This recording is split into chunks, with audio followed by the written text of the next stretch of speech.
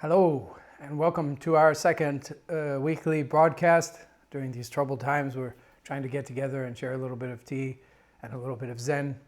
That's all we really have to offer.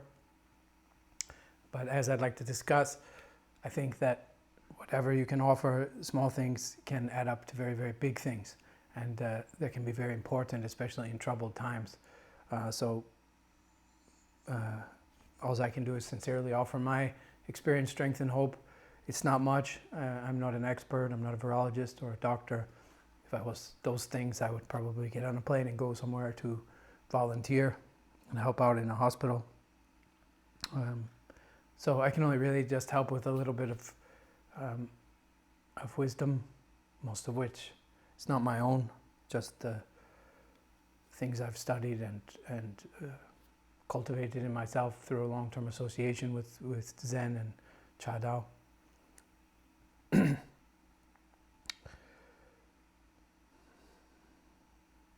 And so I think what I have to offer is very little, but little things can, little pebbles turn into ripples, ripples turn into waves, and over time waves become tidal waves and things gather momentum. So don't underestimate the small.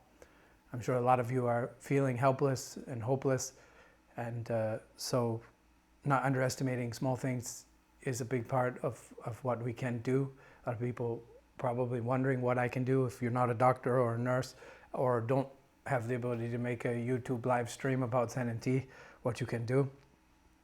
And these are things I'd like to talk about, and from general to specific. We live in a world that is based so much on what in Chinese philosophy would be yang, which is a force pushing, and so the kind of undercurrent of mainstream consumer society is an idea that is ingrained into all of us. It's a part of our socialization and our I don't know that it's formally a part of our education system, but it is a part of our enculturation. So it is a part of our learning as we grow. But it's this kind of underlying fundamental philosophy that guides our actions based on a force, an energy that doesn't really have words, but to name it and understand it, let's just say that it is a drive based on the idea that if I don't force things, if I don't make things happen my way, I'll be cheated of my happiness. If I don't aggressively work and strive and have ambition and try to force the world to look the way that I think it should, to create a world that matches my vision of what it should be, at least for me, maybe not in terms of the whole world, but each individual is striving to create their ideal life. And the idea is that if I don't strive very hard, I will miss out. I'll be cheated of my happiness. So I have to put in great efforts to buy that thing I want, to learn something, to go on that trip, to gather, to acquire. Otherwise, I'll be cheated of my happiness. And there's that fear of missing out, of losing opportunity, of missing the deal, the special deal, being not grabbing it when it's there. It's a kind of seize the day mentality, and this is just to put words on what is really just an unconscious force, and it is very much a fear-driven force. It's really at its fundamental core based on a mistrust of nature, a mistrust of nature's inherent ability to work things out on its own. And a lot of people even bring this energy to spiritual cultivation when they begin to meditate and practice, and it often will get in the way because conventional wisdom doesn't always apply in the realm, in the meditative space, in the realm of Zen or other types of spiritual cultivation, which are really about letting go, not about acquiring. And so they are, as the old man says, the Tao is returning. They are a recognition of what is yin, and kind of leaning or moving towards the yin, the soft, the yielding, and its power, and allowing things to be as they are, allowing them to work themselves out over time. Because the truth is that all those things that you seize, right? You think happiness can be stolen, can be seized, can be taken through hard work or ambition or a fear of missing out. But all that we gain actually through force is not only of no value, it doesn't last. You can't really steal happiness. In other words, you can't buy it, you can't take it through ambition. It has to be wooed. It has to slowly arise. You know, you can't win loyalty and love and happiness. You can't grab it or seize it. You know, the browbeaten servant is never really loyal. The dictator might have a lot of people who appear loyal, but they're there because they're afraid. And so if things go bad in the world, they're going to abandon him. They're not really truly loyal. To win the loyalty of someone, truly win the loyalty of someone, it's done slowly over time. You win and gain their respect through friendship and honor. And happiness is like that. You can't seize it or steal it. What you can do is create the conditions for it to arise. And this is the same for peace. It's the same for insight and wisdom. You can create you can create the conditions for it to arise. I don't think it's a coincidence that in many languages, spiritual work is described as self-cultivation. We use this word cultivation. This is talk about like farming. And in English, we make the mistake sometimes of saying like, I'm growing corn in my backyard. But that's actually not true. You don't grow corn. Corn grows on its own. We, of course, cannot grow corn. That is the nature of corn. It grows. What we can do is create the space for corn to grow. So we can tend the garden and we can gratefully harvest its fruit. And the same goes for happiness and peace. You can tend the garden, you can work, if you can put your efforts, you can work and strive to create the conditions for peace and wisdom and happiness to grow. And because you've created the conditions, they will grow. And then you can gratefully harvest the fruit. But you can't seize them. You can't take them. And this effort to fear missing out, to grab happiness, to acquire it, this ambition that drives most of us, because we are encultured to do that, this ambition also creates a lot of anxiety. An anxiety when times of adversity come. And so applying this wisdom to this situation, you first have to take a step back, which is challenging to do in this time. Because all of these things we're talking about, all of these things that we're gonna talk about and that we have talked about, none of them are even an iota of consolation for those who have lost loved ones to the coronavirus. There's no wisdom or words of mine that can console such a grieving heart. They are obligated and honor bound to grieve the loss of those they love. Stepping back, you see though that they were always honor bound and obligated to grieve the loss of those they love. This adversity that we're facing is just reminding us all of what was always true. It was true 6 months ago before all this started. 6 months ago, before all this began, it was just as true that you are mortal and that everyone you love is mortal and that they are all going to die and that you are honor bound to grieve them because you love them. What's changed is that the cause of death and the way they're dying is unpleasant. And you can't step back and look at it like statistics and say, well, some of them would have died in accidents. None of that is a consolation. None of that does anything to console the grieving hearts. But there's a lot of suffering in this world, and it was going on before this began. Millions of people were dying 6 months ago every day, or every few days, I don't know the exact numbers. And we weren't grieving, we weren't paying attention, we weren't aware. Now we've been reminded of this truth, of the truth that that this human life is short. And the fact of the matter is, those dying people themselves who are ill and dying, anyone who is dying of anything, they do not begrudge you and I our health. A dying person does not begrudge the living beings of this world because they are alive and he or she is dying. What they begrudge is you and I taking that life for granted. That's what they begrudge.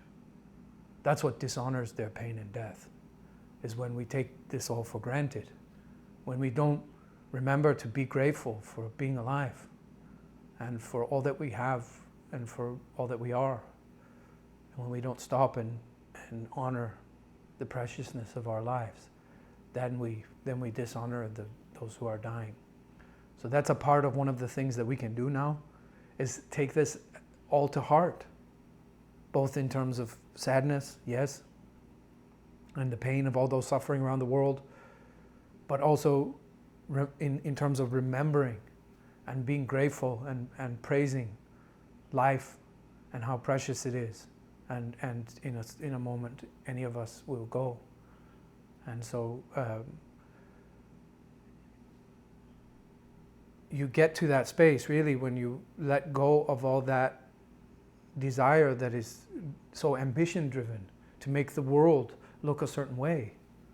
It's backwards. All of the efforts that we spend trying to make the world look like what we think it should, to try to create a world that looks like what our vision of it should be, whether that be big things like we want big political changes, or in the little theater of our own existence, we want a bigger house, a better job, all those things, and we're constantly striving to make the world look like what our vision of what we think it should be.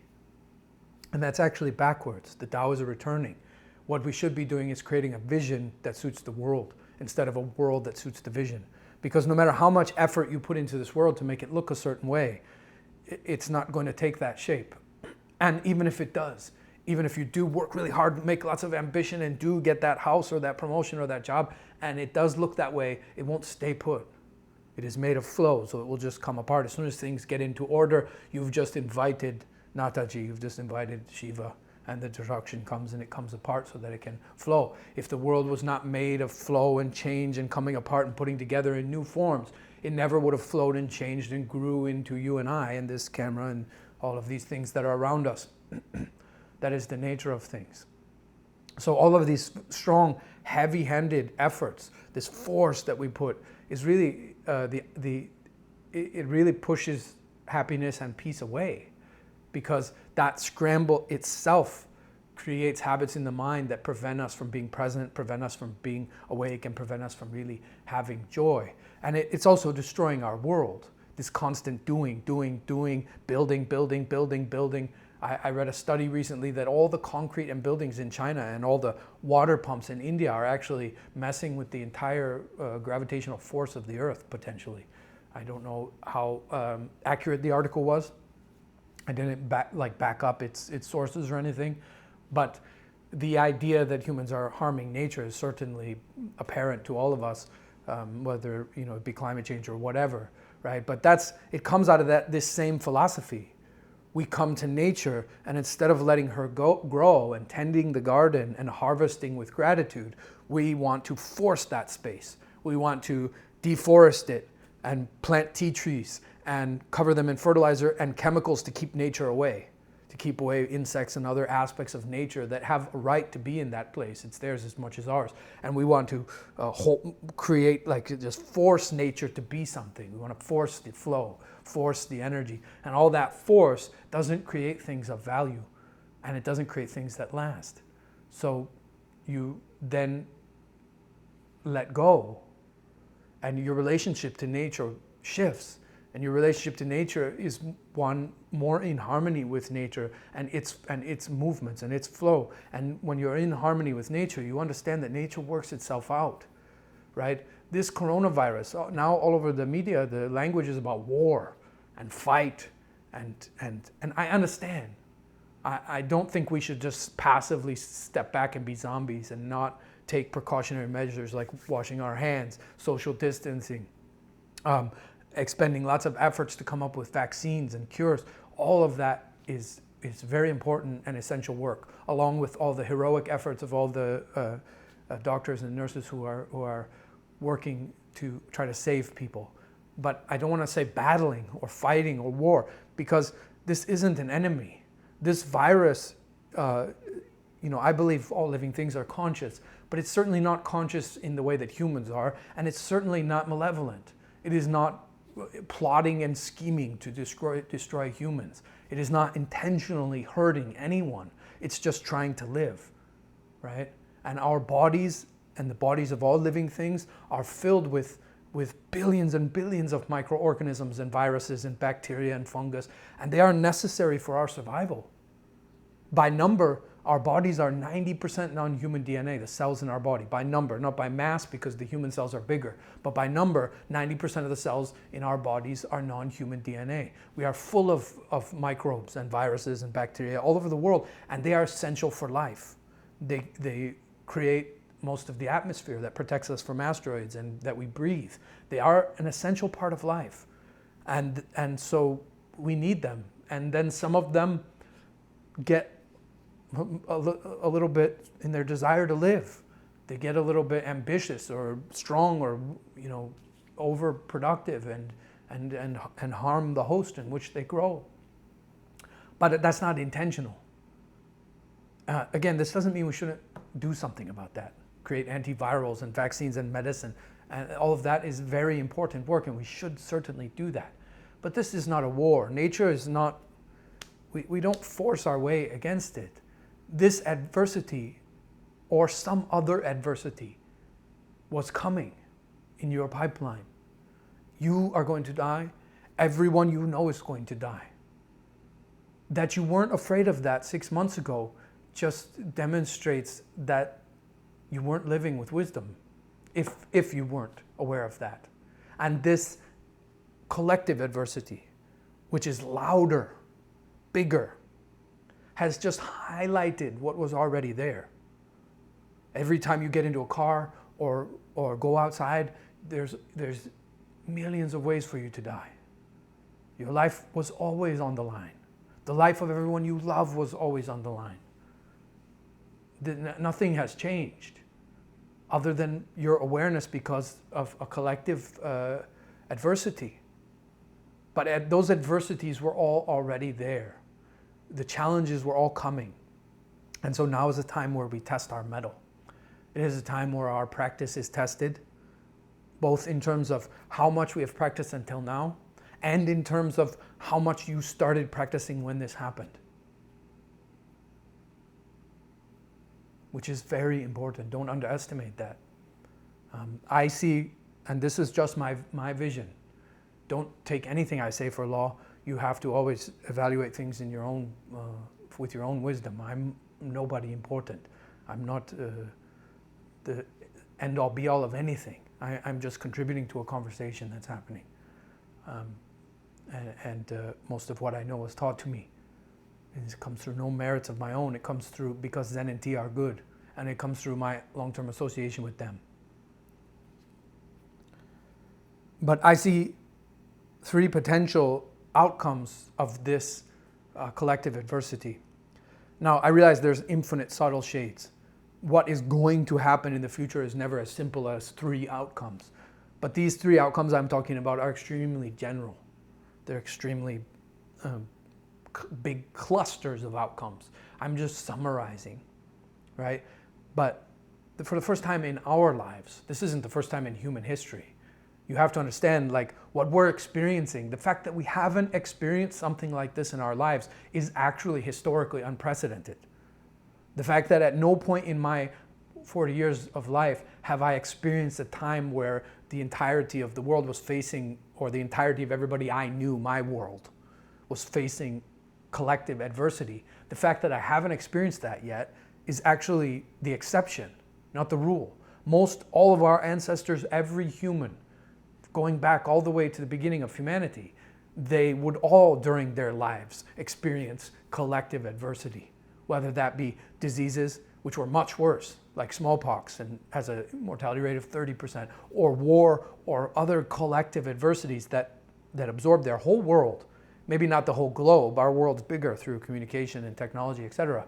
But their whole world, as they knew it, was consumed by that war, or consumed by that disease, or that whatever. So the fact that I haven't experienced a collective adversity that everyone in my world was facing up until now in my life is really an exception. And maybe I should be grateful for that a little bit, because we've grown up in a relatively free time of this. But these collective adversities, they are unique for me, and for you most likely. So, it's a powerful time. And I see three main types of outcome.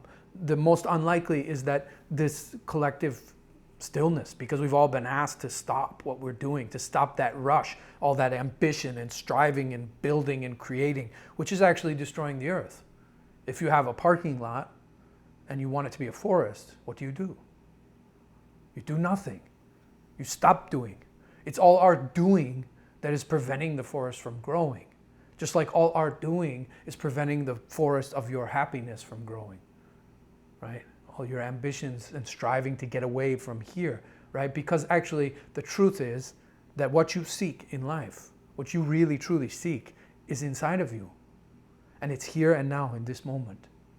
So every time you project goals onto the future, you push your own happiness away from yourself. You go further from it, because it's here and now. And if it's here and now, every time you put it into the future, it's further away. Every time you put it into a teacher and call them holy or guru or whatever it is, and you put it over there in that person, the wisdom and the peace and the happiness, and you say it's over there, right? Again, you push it away. It's not in me, it's in you. And it's in your heart. It's an inward. You go into it. You don't get it and put it on. It's what happens when the clouds part. It's what happens when your mind parts, all your thoughts, all because as the Stoics said, right? Most of what human beings suffer is in their imagination, not in reality. It's in our thoughts, not in the present moment, not in our body, not in even when there's pain in our body. More of the suffering, if you meditate, you'll realize this as your own truth. More of the suffering is in the mind than in the body.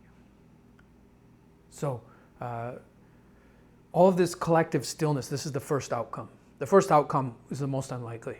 All of this collective pausing could cause a spiritual revolution. Humans could wake up in numbers, unprecedented numbers. We could realize what's really important in life now that the petty stuff is being taken away. Now that we're confronted with mortality. And without that mortality, that death, you can't really live. So under that pressure, maybe the best of us will come out. Maybe there'll be a great spiritual awakening in this world. That's one possible outcome. It's the most unlikely.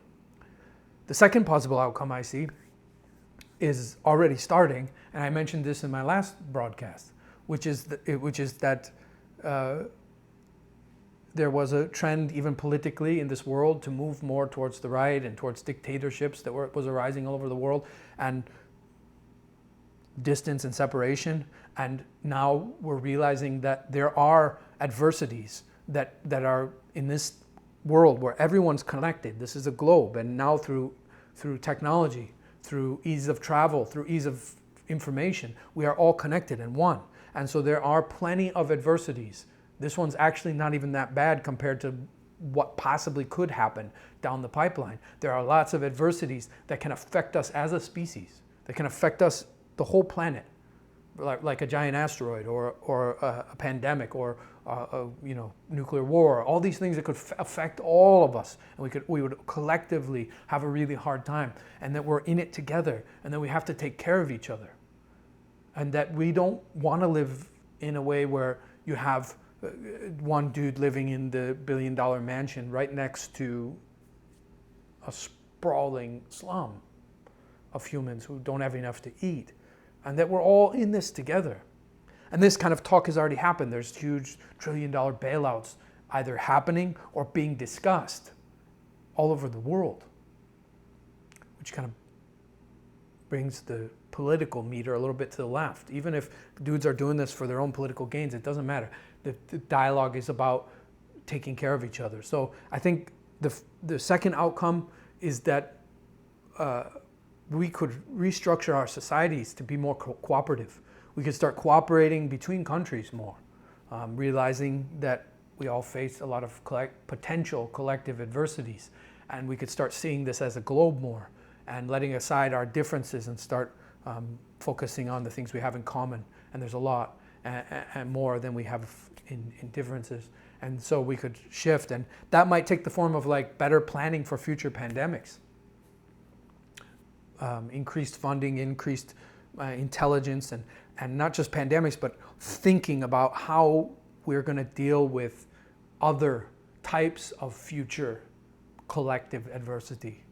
And the answer to how we deal with any of those is cooperation and flow of information, honesty, not political mischievousness, but open communication and connection and working together and cooperation is going to be a fundamental general principle that guides whatever method we use to deal with future adversities. And a lot of what has caused this pandemic to be a lot worse than it could have been is the fact that we weren't cooperating and communicating. And so because we weren't cooperating and communicating globally, this has gotten a lot worse than it probably could have. And so we're learning a valuable lesson that cooperation and communication are essential for us to deal with adversities. And we're also learning a powerful lesson, which is that now in this very connected world, most adversities that have any kind of scale are going to have a global scale. And so from now on, adversities are going to affect the whole planet. If there's a war, it will affect the whole planet. If there's an epidemic in one place, chances are it'll affect the whole planet because of travel and things. So we have to start thinking of all the types of adversity that now, because the system's all connected, the world's all connected, no longer will they be contained in one place, but they will spread everywhere, those adversities. And so we're kind of in it together. And so that's the second kind of outcome. And there's a lot of things that can turn into. The third and worst type of outcome I see is that there's an economic collapse and a resulting political collapse, and things come apart at the seams. And that could look in infinite ways, and number two could look in infinite ways, and number one could look in infinite ways. But I see these three. Number one is we all have a spiritual awakening, or lots of people do. I see that as the least likely. Number two, we start realizing, this is a wake-up call, we start realizing that adversities, many types of adversities are now, from now on, collective due to the connection of this world, and that we need cooperation and communication to deal with them. Or number three, things start coming apart. As a Buddhist, stepping back, again, none of this discussion is any consolation for any of the individuals who are themselves suffering or who have lost a loved one. I want to keep repeating that because it's very important. As a person in harmony with nature, I'm not opposed to any of this chaos. I'm not trying to force nature to hold a certain form. Because if nature held a certain form, you see, you and I never would have got here. Nature comes apart into chaos and then reforms, and comes apart into chaos and reforms. It's actually doing that billions of times every second. My whole body, all the subatomic particles in me are doing that. And it's doing that on a large scale too. This solar system was born out of a giant supernova that exploded, and then a new solar system was formed. This coming apart and putting back together in new forms is nature. So I'm not in any way opposed to chaos, because chaos creates new form. And that change is painful. The response to that pain is grief. And you grieve those that you love. You were always going to have to do that though. You always were going to have to pay that price, because that's the price of love. So any of these types of outcomes, really, it's not good or bad, it's just what is. That said, on a relative level, as Buddha, a human being on planet Earth, I would much rather one of scenario 1 or 2. I would much rather live in a world that does not come apart at the seams in a bunch of violence. If that happens, then I will have to be onto that world. So I would much rather we get through this. At this stage, I find that third one unlikely, so don't freak out. But that brings me to the answer to the question, what you can do. If you're not a nurse or a doctor, I'm not a nurse or a doctor, and certainly if I went to even try to train to be a nurse or doctor, I wouldn't even finish my training. It would take me longer than this pandemic to finish my training to be a doctor. So I can't be of help in those actual practical ways. So one of the most important ways that I can be practical, though, that I can be of practical significance, is to stay calm. Because the number one thing that's going to prevent that third type of scenario, prevent things from coming apart at the seams, the most certainly, if that happens, it will be the result of panic. There is a reason that when emergencies occur of any kind, professionals who are trained to deal with emergencies, the first thing that they are taught and the first thing they do in those situations is try to get everybody to stay calm. Because more often than not, more people are harmed because they're trampled as everybody panics to get out of the burning building than would have been harmed by the fire. So in this situation, panic has the potential to cause much more damage than the coronavirus. Panic is far more dangerous in this situation. And so I can be a force of calm. I can be a force of calm in my family. I can be a force of calm, especially if there's little ones around who are old enough to understand what's going on. That's essential for their well-being, so that this does not become some kind of trauma for them. The adults in their life have to be calm. But even on a global level, my mind is small. But the more of us that stay calm, the more calm this world is. Don't underestimate that. Don't underestimate your calmness and peace and its ability to affect the calmness and peace of others around you. And don't underestimate each of those little drops as they build up into a river that builds up into an ocean. And the more calm we stay, the more we'll get to the other side of this pandemic.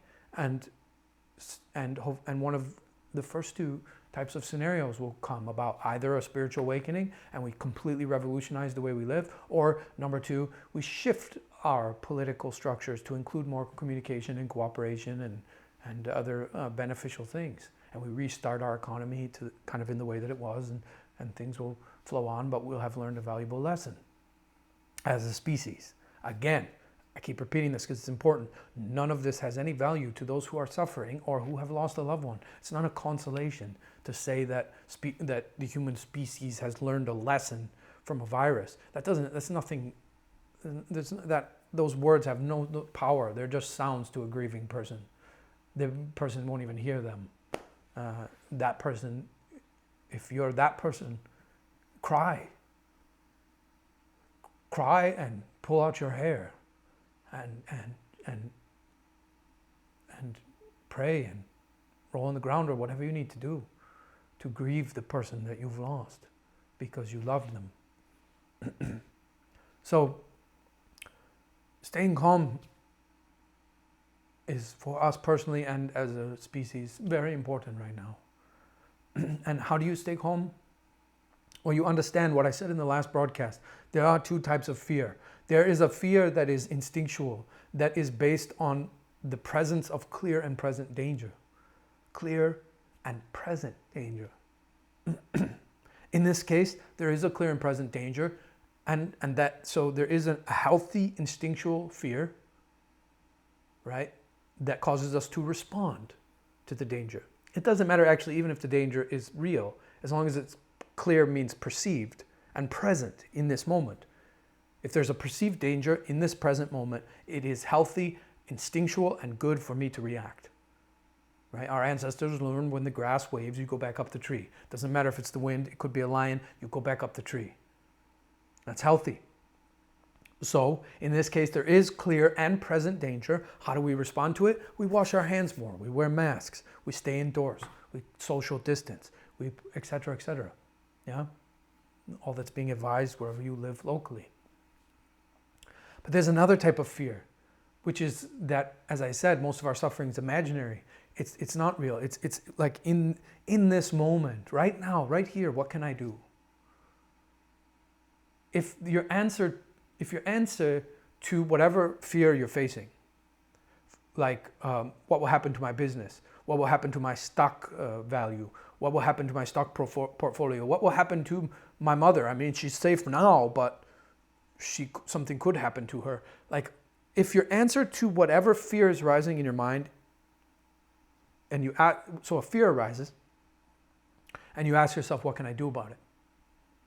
If the answer is nothing, then that fear is not one of those clear, which means perceived and present, right here now, dangers.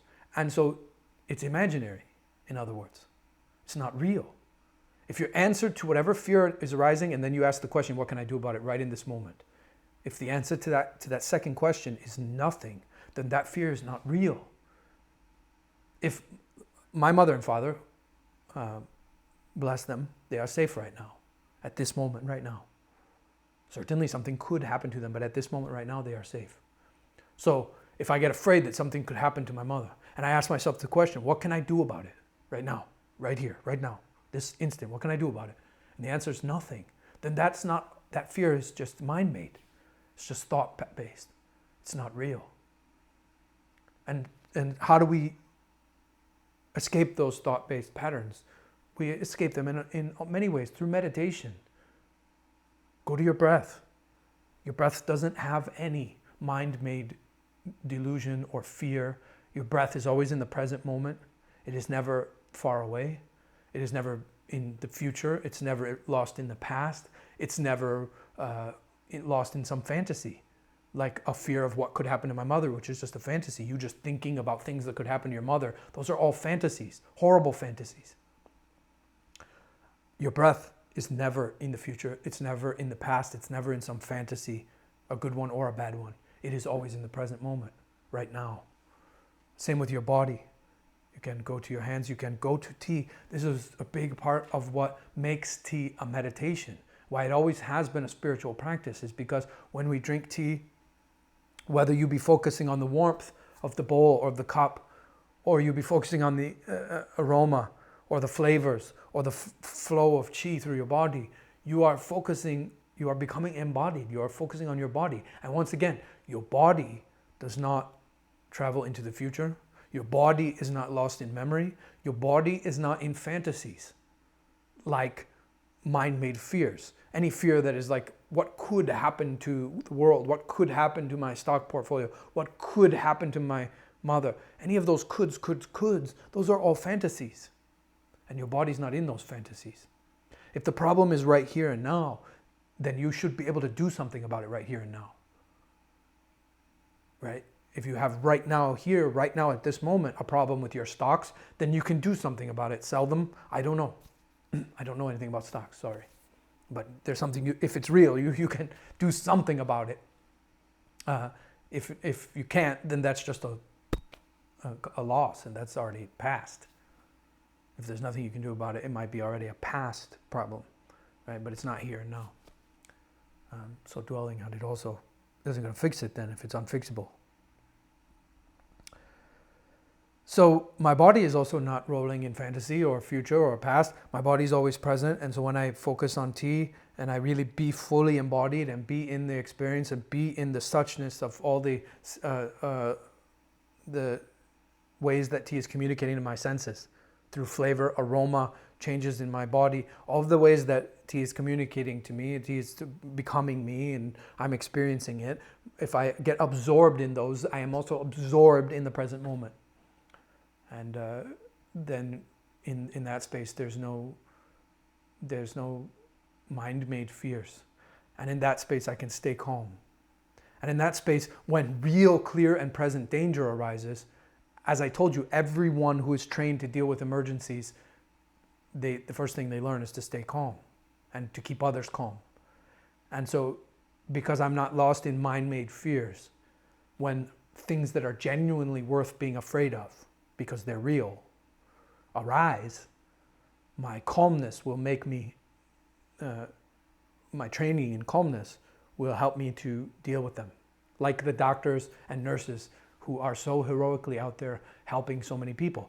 If those people were freaked out constantly about their own safety, they, if I come in and I've broken my knee and it's compound and there's blood everywhere and the doctor starts freaking out, blood, bones, this is so scary. If the doctor does that, she won't be of any help to me. She can't help me. She'll be too freaked out to be of any help to me. She has to be calm. She has to be reticent, reserved, to be able to help me. She has to be objective. So that calmness and training, she can't, when she goes into surgery, she can't be thinking about all the things that could go wrong in the surgery. She has to be completely absorbed in what's happening right in this moment.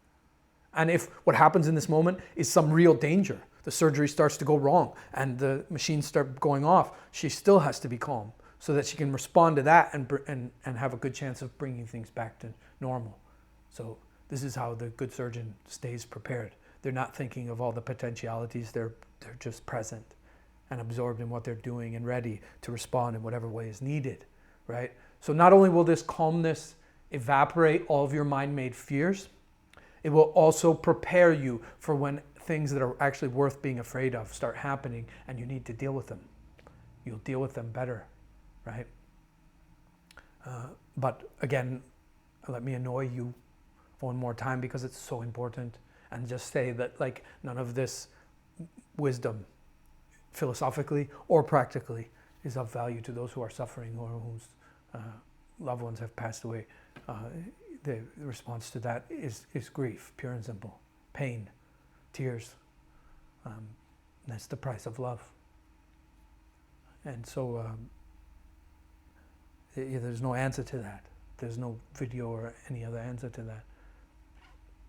But don't underestimate how drinking tea right now, tea is medicine. It's medicine for troubled times.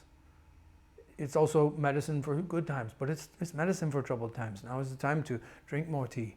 And even if all this calmness wasn't enough, Taiwan, you can find the website through, I think we put it on social media. The Taiwan government just released a large study that proved that tea was helpful in preventing the spread of coronavirus in the body. Don't exaggerate that, please. They weren't saying that tea prevents or treats coronavirus. They were saying it's helpful in preventing the spread within the body, not that it's a cure or a vaccine, but that it's helpful, which comes as no surprise to me. I think it's helpful in all things. Whether you think tea is helpful though on a physical level, it is certainly helpful on a mental, spiritual level in terms of actually drinking tea, getting absorbed in it, which means you're absorbed in the present moment, which means all those mind-based fears go away, and for a moment you're just alive. And then you can remember what we said at the outset, which was the second thing that we can do right now. So this is the first: be calm, stay calm, be peaceful for yourself, for others, for the world. The second thing that you can do is be grateful. Honor the fact that you are alive. And that one actually is the only thing that I've said so far that actually does apply to those who are suffering or who have lost someone. Because a big part of the grief that we feel when we lose someone is really gratitude for the fact that we got to love that person. They are one and the same, the grief and the gratitude.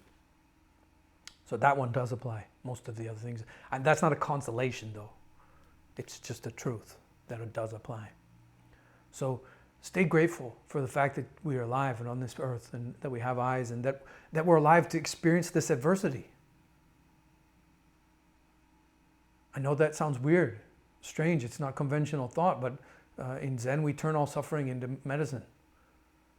If as Rilke said, if every rub annoys you, how will you ever be polished? There are two types of people. There are those who try to avoid adversity and seek comfort. Those people, as life tumbles them, they will get broken. They will get worn down. Life will become heavy. They will become crinkled, angry old people. And there's another type of person who uses adversity, eats it, consumes it, turns it into strength, turns it into wisdom and love of life, a love for life, which is why I'm sad people are dying around the world, because I love life. So the second is that person uses that adversity, eats it, consumes it, becomes it. And like Rilke said, that person leans into the suffering. And because of that, they are polished by it. And they're polished by it and polished by it. And this is the type of person that becomes that glowing old person, the one that is like a little child, because life has taught them to be wise and grateful and loving, right? So is life teaching you to get afraid and separate and broken down and become more pieces and more jagged and more, or is life teaching you to be polished, to be wise, to understand the way the world works, to be a part of it, to understand its grief, to let that grief turn into beauty, into song that celebrates life, because the grief is born out of a love for life, born out of gratitude for that being that you love so much. And so then that grief turns into beauty, into song, into thank you so much. Thank you so much to all that's holy in nature, to God, to whatever you want to say, to Guan Yin. Thank you so much that I'm alive to experience adversity and grief. Because to be alive is to experience adversity and grief. They are one and the same. So if you love life, you love adversity and grief. And that is a fact. The final thing I will say is that, one of the parables in the Lotus Sutra is about this rich man who has this house, this big house, huge house, full of all these rooms, and he has like 50 sons. This is a long time ago. These a lot of wives and concubines. He's very rich, and he has the 50 sons. And this big giant house has only one gate to get in and out. And this big giant house catches fire. And all his sons, they have grown up in a time without danger. They've grown up spoiled. They don't listen to their father, even when he calls their name. They've grown up all day just playing their own games. And so when the house catches fire, even his attempts he realizes he can get out the gate right now, but then if his sons all die, that will be terrible. But when he calls them even to say, hey, come here and listen to me, they won't even stop their games to even come and listen, even though the house is on fire. And the ones that do come and listen, he's like, we got to go outside. And they're like, nah, I'm playing a game. I think you understand the parable, that this house is samsara. That gate is nirvana. And that father is the Buddha. And we are all those children playing our silly games while the house burns. And when the Buddha calls, when the wisdom calls, when the Dharma calls, we don't even listen. We just continue playing our silly games. And now adversity has come, big adversity. Do you hear the call of Dharma to go out of this house? Or do you just want this fire to pass so you can get back to your silly games, whatever they were?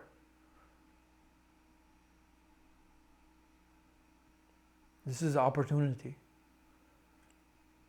Even if this is amongst your last days in this world and you do get sick, this is an opportunity to hear the Dharma, to hear your high self. Because Buddha, I'm not talking about Siddhartha Gautama. I'm talking about Buddha is the awakened self in you, your highest self. Your highest self right now is calling out to you. I am calling out to you. And when I say I don't mean Buddha. I mean the I that starts your sentences. The I that is the subject of your sentences every time you say I. That high self, that Buddha inside of you is calling out to you now, wake up. Wake up, this world of suffering and adversity. Stop playing silly, banal, trite games while everything burns, and go outside. Right? There's more to that teaching, actually, in the Lotus Sutra. It's not even making the point that I'm using it to make. It's all about something else, which, because in the story, the Buddha actually uses what's called expedient means, upaya. He tricks his children to go outside the house. So the teaching really is about whether or not that's honest for him to do that. And the answer is that it is, because it got them out of the house and they're all safe, which is, he lures them with promises of gifts, which is, in essence, the Buddha offering people nirvana, enlightenment, which isn't really real. And he's offering that to them so they'll go outside. Right, is basically what that teaching is about. But nevertheless, the way that I applied it is still true and wise and smart, right? And it's something that resonates with me a lot, because I'm one of those children. I'm always playing with stuff and not listening to the Dharma, and always getting lost in silly games, interpersonal games with other people, and games with possessions and material things that I want and desire, and games with fake mind-made fears and all of this. All of that things, all of these things we've been talking about, I face all of these in vast, overwhelming number. The reason that I can talk to the contrary, the only reason that I can sit here on this video and talk to the opposite, about Dharma, is because of my association with it for some years, but not because of any achievement of my own. So all of these things I'm talking to you about are things I'm facing. I'm facing mind-made fears about my loved ones, about the world coming apart, about all things. What I have is not a state of transcending any of this. What I have is just tools that I use every day. I drink tea with mindfulness and focus and presence and reverence. I meditate every morning and evening. I do other exercises. I have a practice, in other words, of trying to embody and be this wisdom that I'm now just discussing with you, right? I try to embody it, to be it, to live it. I'm not there yet, but it's a work in progress. We claim spiritual progress, not perfection, right? As they say in the 12-step programs. I found that saying beautiful, amongst many things that those people say.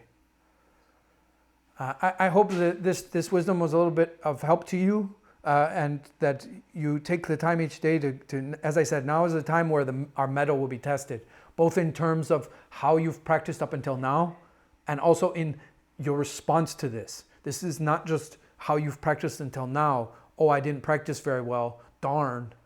No. This is also a call. This is the conch, right? This is the wake up. This is time to practice more. To take this opportunity where everything's on pause, to pause. To take this opportunity while everything's on pause, to go to your medicine, to go to your practice, and do it with more sincerity, more often, etc. I hope this has been of help to you. It's all I really have to offer. If it hasn't, please forgive me, and anything I said that didn't resonate with you, throw it away. If it did say anything that resonated with you, keep it. It's yours. This is all I really have to offer. We can spend some time now to answer some questions, if you like.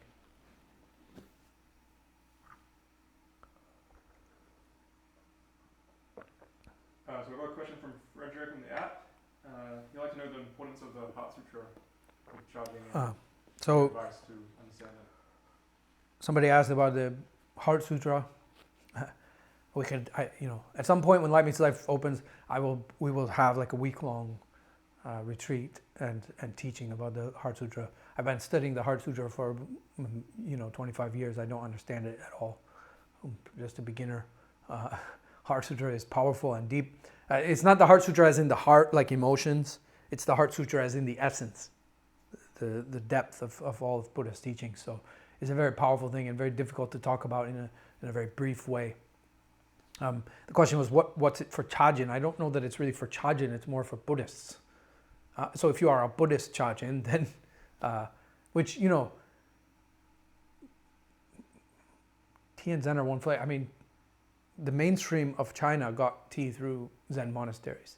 So any tea lineage that has any kind of longevity into the past must at some point pass through the halls of Zen. Because the entirety of the world, really, because the monasteries, Zen monasteries introduced tea to the mainstream, and the mainstream introduced it to the rest of the world. And so really, all tea lineages that go back centuries must at some point pass through Zen. So if you really want to understand the history of tea, you're going to have to understand, at least intellectually, something about Zen. But I would say Heart Sutra is more for Buddhists, and not a necessary, the study of the Heart Sutra is not in any way related directly to the study of tea, other than the study of the Heart Sutra changes us as people, and when we are different people, we brew tea differently, obviously. But I don't know that they're related. I would encourage the study of the Heart Sutra, obviously. I chant the Heart Sutra every day, twice a day, and continue to study it and work with it in my life. It's a very powerful force, and requires a lot more time than we have to unpack. Question from Tom Carroll. Have you had the experience of sharing tea one-on-one online? And can you maybe share on that, please? Have I had the experience of sharing tea online, and what is that like and how to go about it, is what somebody asked. I have done that once or twice in the past, but I don't really remember. I think now at this stage it's a wonderful thing to do. Even if you just get on FaceTime and drink tea with somebody and don't say a word, just drink tea. I think that's a really powerful way right now to use this technology, this wonderful technology that connects us all around the world, to use it to spread some of that calm, right? Because the reason that we meditate in groups, that we have a Sangha, is that, you know, very much so, my mind affects the environment and the environment affects my mind, which is why I told you it's so important right now for us to stay calm throughout this. Stay calm for our own benefit, so that when actual things arise, we'll be better equipped to deal with them, to respond to them. Instead of reacting to mind-based fears, we'll be responding to real situation and crises. And also because our calm minds, when each calm mind is a drop that builds up into a river, that builds up into an ocean, it's how we get through this adversity as a group, as a collective, as a species, is when enough of us stay calm. So it's very important that we all stay calm. And we can share that calm. We can charge each other. This meditation works this way. We can meditate in groups, you know, at least once a week. It really rejuvenates our practice. And so connecting with others and drinking tea together, you spread that calm. Like we spread the disease, we're spreading peace also, and love. And even if you're calm, both of you, it's still worthwhile to do that, because you can always be more calm. You can always be more relaxed. You can always deepen that, right? Or at least deepen the conditions for it. So I encourage all of you to get together and drink tea or meditate together virtually. It's a wonderful thing. That's why we're doing this once a week, even though it's not really much. It's just a chance to you know, be together and in quiet. And we might, one of these weeks, if you guys are interested, you can make a comment below if you are interested in this. We can also, maybe next week, we can, instead of me just blabbering a bunch of gibberish, we can maybe just sit and drink tea for 20 minutes together in silence. I'm super open and stoked to do that if you guys are interested. Certainly, I prefer to sit in silence than to listen to myself blather. Eric is asking, what have been some of the most notable ways people have supported Light Meets Life, and what is most helpful at this time? So somebody asked what's some of the ways that people have supported Light Meets Life up until now, the most meaningful contributions, and what could people do to make Light Meets Life happen. Light Meets Life is our future tea center, which will be free, and it's your center. We're building a center that will have courses from people all over the world where they will come to learn Dharma and tea practice and all kinds of things. There'll be everything from linear courses on the 7 genres of tea where we write on whiteboards and learn academically. It will also be a working tea farm. So it will be a place to come and be around tea trees and learn about processing of tea and being around tea. And it will also be a place of Dharma. So it'll be a place to learn meditation and Buddhist Zen cultivation. It will be a tea and Zen center. The most meaningful things people have done is obviously contribute large amounts of money, which is extremely helpful, and continue to host fundraisers. Recently we had a fundraiser around the world. There were events happening all over on March 1st. But the main one was in Los Angeles, and we raised more than $20,000 US at that fundraiser. It's beautiful. We had an auction, we had all kinds of wonderful things. And so many people contributed tons of time and tons of effort and love to make that happen. I don't think small contributions are any less important than big ones. As I said, just like about staying calm, you might think, oh, I'm just one person. What does it matter if I'm calm? It matters a lot. Every drop matters. When you're calm, you influence everyone in your house. Then they're calm. And then they influence, and slowly, like this, drops become rivers, become oceans. So I don't value the $20,000 donation more than the $5 one.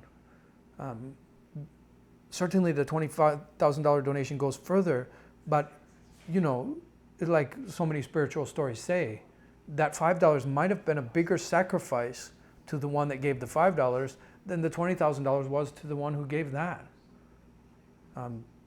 If you have billions of dollars, $20,000 might mean less to you than somebody who only has $7 and gives $5.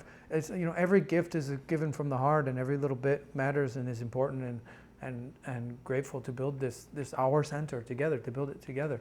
It's all important.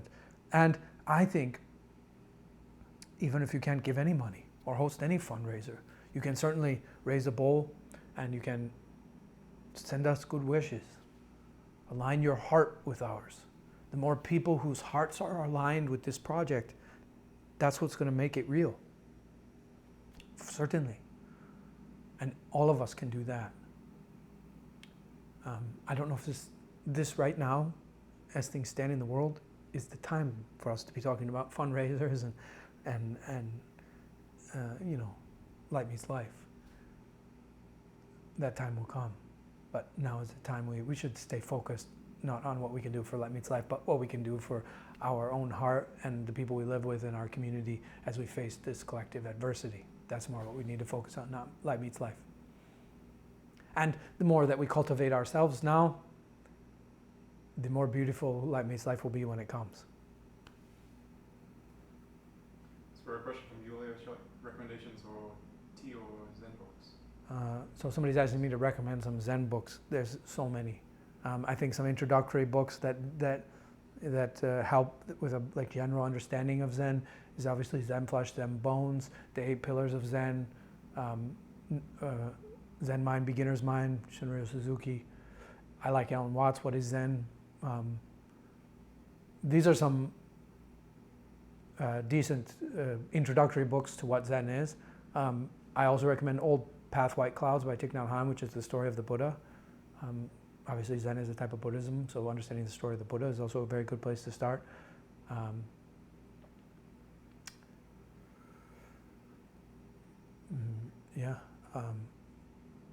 Opening the Hand of Thought is another great Zen book that can be introductory. So that's a good place to start, I think.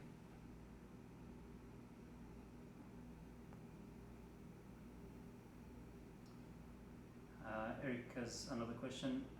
How has the coronavirus impacted tea farmers in the Taiwanese and Chinese tea communities? How has coronavirus affected tea farmers? Obviously, it's affected tea farmers. It's going to affect this season of tea. There's probably going to be less tea. Prices are going to be higher. Certainly. And Rich asks. But let me add something to that though, because there's something deep and powerful in that highlights all of the things that I was talking about before I started answering questions, right? We're asking how has the coronavirus impacted tea and tea farmers. It's really only the latter that makes any sense. You can say how does the coronavirus impact tea farmers, but you can't really say how does it impact tea, which is powerful. You see, this coronavirus has not stopped spring from coming. It has not stopped the sun from rising. Outside of all this adversity, outside of the entire human advent, from the first human that ever walked until now. Outside of that entire human experience, there are infinite stars and planets, all of which are completely free of this adversity and every adversity that's ever happened. And even within it and flowing through it, the subatomic particles in my body are also free of this adversity. And the seasons, spring has come. Tea trees are sprouting right now and making buds. The coronavirus does not change that. Nature is still flowing and going and ongoing, because nature is not opposed to the chaos, the change in structures.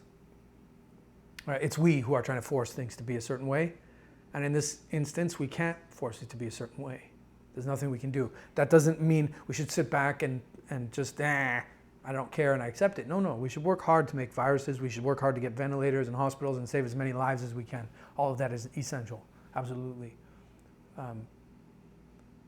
But there are going to be aspects to this adversity and any adversity, whether it be a personal adversity or a collective adversity. There are aspects to this adversity and every adversity that you cannot control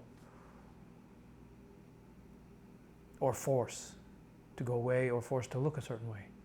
That is life, the nature of life.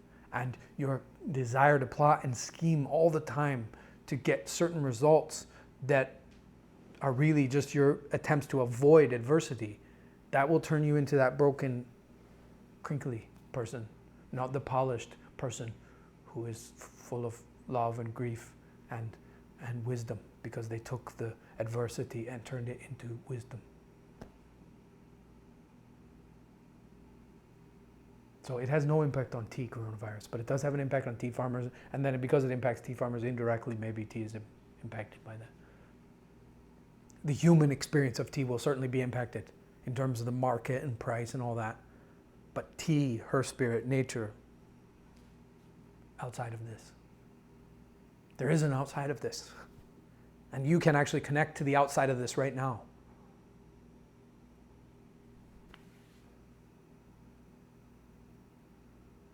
Anything else?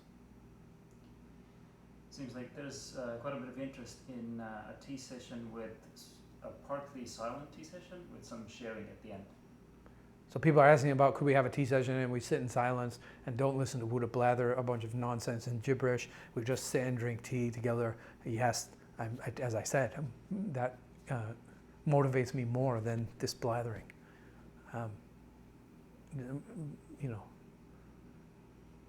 These words are not the answer. The answer is inside of you. And so these words are just fingers pointing. They can point in the direction. They are just signposts. Yeah. So I'm very open to sit in silence, and then somebody suggested we share at the end. We could all share after we sit in silence for 30 minutes. I'm very open to that. Let's do it next week. We'll sit together, drink some tea in silence for 30 minutes, and then we'll share, how that helped us or was annoying, a waste of time. All tea is really a waste of time. It's a good waste of time. It's good to waste time. That's really what I was talking about. Surrendering all this ambition is really, what tea and Zazen are about. They are about surrendering the impulse to do. All that doing, and ambition is what creates all our problems. As a Zen teacher said, that all human problems, individual and collective, are caused by our inability to do nothing. Because that doing nothing is what really creates the conditions, paradoxically, for happiness and peace. If you can't be happy with just being, I'm alive. I'm just alive. I'm being alive, doing nothing, being alive. If you can't be happy with just being, there's nothing you can get materially or experientially that will teach you how to be happy. Right? Nothing you buy, no trip you take, no language you learn, no skill, be it tea, anything. Nothing will teach you how to be happy. Nothing will teach you how to be content or peaceful. Right? In order to do that, you have to do nothing. Stare at a wall and be, and learn to be, not just do. Being before doing. And when you can be grateful just for being, then you can do stuff happily. Because then you're not doing stuff in order to try to fill that hole. You're not doing stuff to try to rearrange the world so that in the future, once it's rearranged, you can be happy. You're doing stuff to celebrate the fact that you're alive.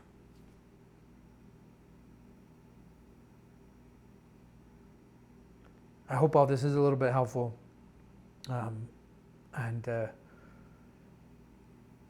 apologize if it's not. I'm just a silly person who can blather. I like the idea of us sitting together and drinking some tea. I hope that some of this has been of help to you and inspired you to remember things that you already knew, not to, learn something new. I don't really have anything new to teach. I just am pointing out aspects of life that you already knew. And I invite you to join me in practicing more these days, and cultivating more calmness and peace for our own sake, for the sake of others, and so that we can respond to real, present, clear dangers calmly and effectively, and not react to mind-based panic. I wish that calmness for you. I wish medicine for you. I wish healing for you. There's not much we can do other than that. On a practical level, April's Global Tea Hut, because shipping has slowed down in some places, but we're going to take April's Global Tea Hut and we're going to put it up digitally, the digital version of it. We're going to create a link and we're going to put it up for free. We're going to send it to all. We're going to send that to all present and past members of Global Tea Hut. And if you're not a member of Global Tea Hut and you'd like April's issue, email us. We'll send you a digital link and you can download. We're just basically giving it all away and hoping that it doesn't have it's just a magazine, but maybe something to take your mind off of things and read a little bit about tea. And that's really the only other gift that we have to give. I hope you're safe. I hope you're at ease. I hope you find calmness. If you're facing adversity right now, my heart is with you. If you're facing grief right now, my heart is with you. And I pray for you and see and feel your tears. And if you're safe, I pray you exhale and release and be present. Let go of your fears. Be calm. Be peaceful. Drink some tea. You got a good opportunity to drink some tea and meditate more. Stay present. Stay safe. Stay beautiful. Stay full of tea. Stay full of smiles. Stay full of happiness. Remember to be grateful. Remember to tell the people around you that you love them. Now's the time for all of these things. More love, more compassion, more peace, more Dharma. Thank you.